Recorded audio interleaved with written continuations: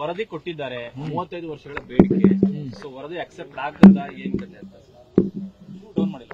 ನಾಗಮೋಹನ್ ದಾಸ್ ಅವರು ಇವತ್ತು ಸನ್ಮಾನ್ಯ ಮುಖ್ಯಮಂತ್ರಿಗಳಿಗೆ ವರದಿ ಕೊಟ್ಟಿದ್ದಾರೆ. 7ನೇ ತಾರೀಕಿಗೆ ನೆಕ್ಸ್ಟ್ ಬರೋ ಕ್ಯಾಬಿನೆಟ್ಗೆ ಮುಖ್ಯಮಂತ್ರಿಗಳನ್ನು ತೆಗೆದುಕೊಳ್ಬೇಕು ಅಂತಕ್ಕಂಥ ಸೂಚನೆ ಈಗಾಗಲೇ ನೀಡಿದ್ದಾರೆ.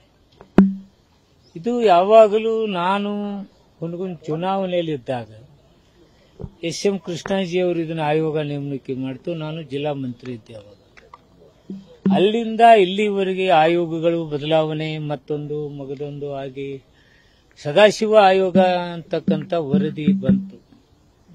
ಹಿಂದಿನ ಬಿಜೆಪಿ ಸರ್ಕಾರ ಅದನ್ನು ತಿರಸ್ಕರಿಸಿ ತಾವೇ ಕುತ್ಕೊಂಡು ಗುಬ್ಬಕ್ಕನ ಲೆಕ್ಕದ ಮೇಲೆ ಒಂದು ಅಂಕಿ ಸಂಖ್ಯೆಯನ್ನು ಕೊಟ್ಟು ಜನತೆಗೆ ಚೀಟ್ ಮಾಡಲಿಕ್ಕೆ ನಾವು ಈ ಒಳ ಮೀಸಲಾತಿ ಜಾರಿಗೆ ಮಾಡಲಿಕ್ಕೆ ಒಪ್ಪಿಕೊಂಡಿದ್ದೀವಿ ಅನ್ನೋ ತರ ಹೇಳಿದ್ರು.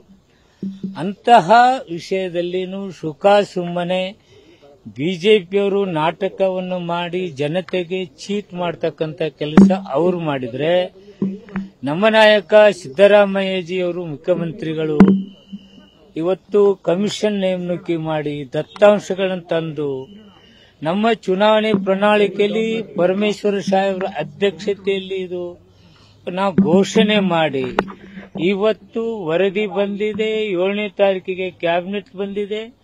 ನಾವು ಇಂಪ್ಲಿಮೆಂಟ್ ಮಾಡಲಿಕ್ಕೆ ಬದ್ಧತೆ ಇದ್ದೀವಿ. ನಮ್ಮ ಮುಖ್ಯಮಂತ್ರಿಗಳು ಆ ಬದ್ಧತೆಯನ್ನು ತೋರಿಸಿದ್ದಾರೆ. ಅವರಿಗೆ ನಾನು ವಿಶೇಷವಾಗಿ ಅಭಿನಂದನೆ ಹೇಳ್ತಾ ಇದ್ದೇನೆ.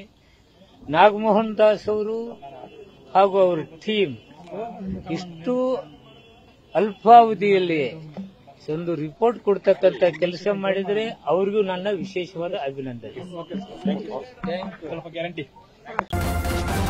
ನ್ಯೂಸ್ ಫಸ್ಟ್ ನಿರ್ಭೀತಿಯಿಂದ ನಿಮ್ಮ ಪರವಾಗಿ.